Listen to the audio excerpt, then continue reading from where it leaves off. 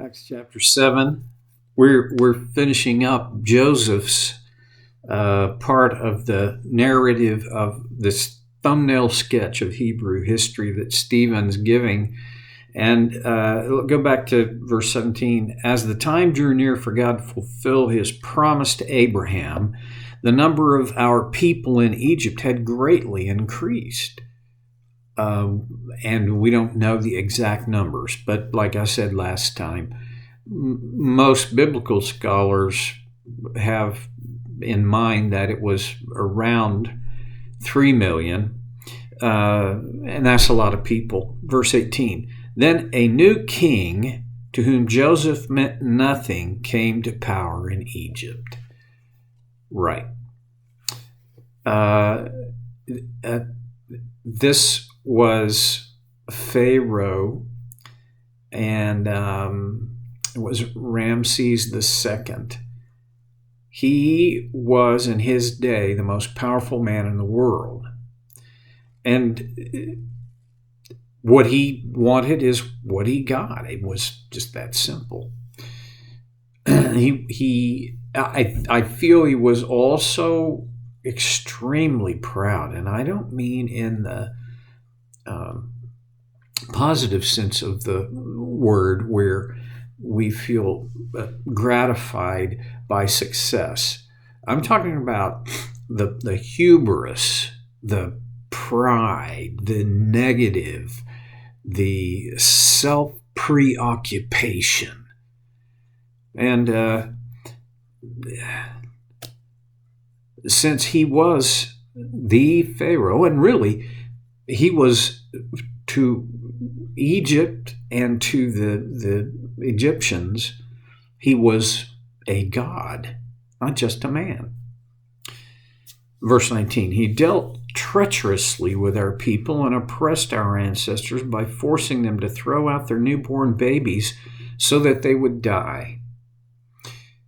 We have nothing that we can connect our experience with to that. As bad as it's ever been in your or my life, it's never been that bad. I can't even imagine. Well, moving on, verse 20. At that time, Moses was born, and he was no Let me back up. Actually, let me back up to the verse 19, where Pharaoh commanded that all newborn baby boys were to be thrown into the river or somehow killed. Again, we can't connect with that. There is this sense, and I know this is going to sound political, but I don't. The only reason that it's political is because of the politicians. In our country, we have every day hundreds of thousands of babies every year being thrown out through abortion. And it disturbs me that people don't consider these babies humans or of so little value that they can be disposed of. I am anti-abortion and pro-life, and if that offends you, I'm not sorry, because I believe God is pro-life and anti-abortion. Okay, move on, Steve. At that time, Moses was born, and he was no ordinary child. What a tiny little phrase for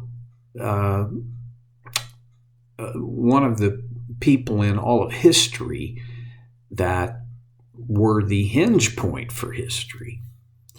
For 3 months, he was cared for by his family. This was in direct defiance or disobedience to the law that Pharaoh, Ramses II, had edicted.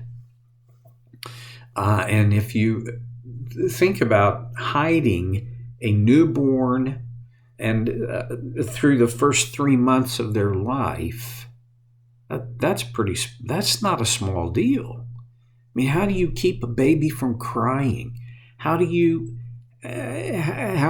conceal their presence in a community that is pretty tight physically as well as relationally? Well, then after 3 months, Moses' mother and family realized we can't keep doing this. It's not going to work from here. And so, as a result of that, his mother made a little boat and made it waterproof, and she set him out into the waters of the Nile River. Now, he was not the first baby to be set out into the waters of the Nile River. He was probably the first baby who survived that, though, because he was in a boat, a baby boat. When he was 21, when he was placed outside, Pharaoh's daughter took him and brought him up as her own son. We buzzed past that without really having an understanding of what that would have meant. The story, as told in Exodus, is that the Pharaoh's daughter had gone down to the river to bathe. And that could mean taking a bath, but it could also mean swimming when it's hot. The Nile was a place of retreat, and you can be pretty sure that where the Pharaoh's daughter went was a private, very private beach. Well, she was there in the water and noticed the baby, and she instructed her servants to bring the baby to her, and realized, it's hard for me to imagine that she didn't realize this was probably an Israelite baby, but she took him and brought him up as her own son. We don't know if the Pharaoh's daughter was married or unmarried. We hardly know anything else about the Pharaoh's daughter except that she gave Moses the status and high privilege of a grandson of the Pharaoh. And this means, among other things, that Pharaoh would have allocated resources, and Moses would have been trained in all of the science, mathematics, linguistics, language skills. Essentially, he sent Moses through Oxford or Cambridge or Harvard. He was, I think it's safe to say, he would have been among the most well-educated in Egypt. Now, another piece of that story is that the Pharaoh's daughter realized she was not going to be able to nurse this baby.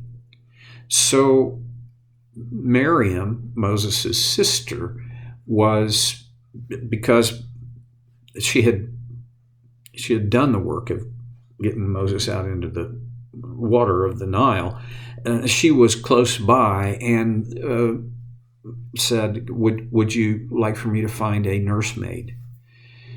And yes, well, guess who? You know who the nursemaid was. It was Moses' mother. At what point did Moses understand that he was treated as Pharaoh's son, a grandson, but was truly the son of a Hebrew woman?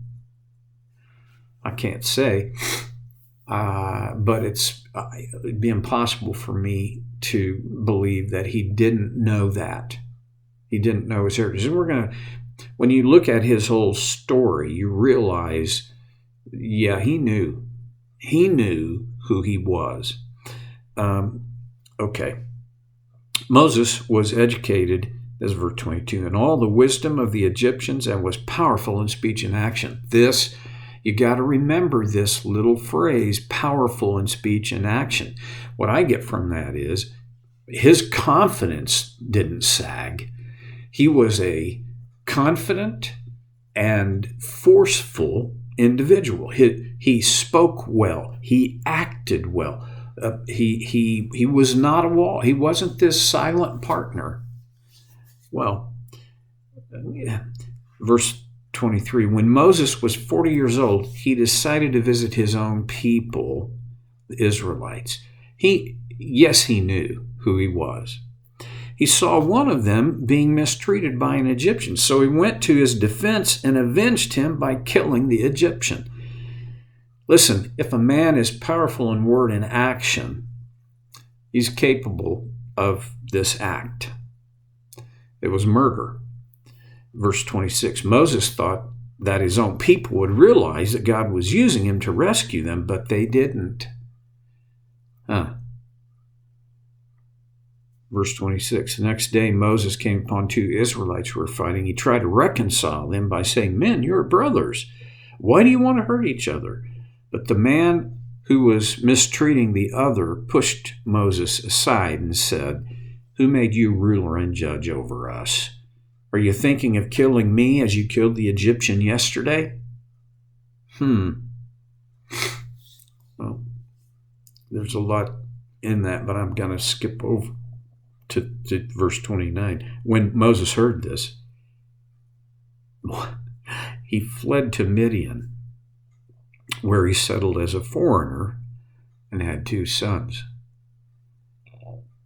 He knew, if this guy knew he had murdered the Egyptian, then the Egyptians knew he had, and he knew that murder was a capital crime.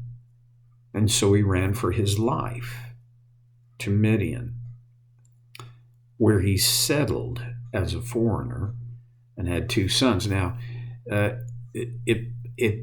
didn't happen wham bam like that. Yes, he ran to Midian, was away from Egypt. I'm having trouble with the brain today. And he went to work as a shepherd for, who I think it's safe to say, a man who was wealthy and had large holdings and large flocks. He married, and he had 2 sons. Well, when I think about settling in, that, you've married, you've got a career, you've married, and you've got a family now. That's pretty well settled in. Verse 30, after 40 years had passed, an angel appeared to Moses in the flames of a burning bush in the desert near Mount Sinai.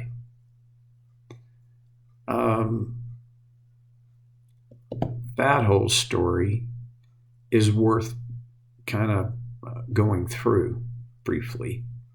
But even briefly, I don't have time to go into it today, so I'll have to come back to it next time when we get together for SoCare on Stevie. Oh boy, SoCare with Stevie Boy. Maybe my brain will be actually present then.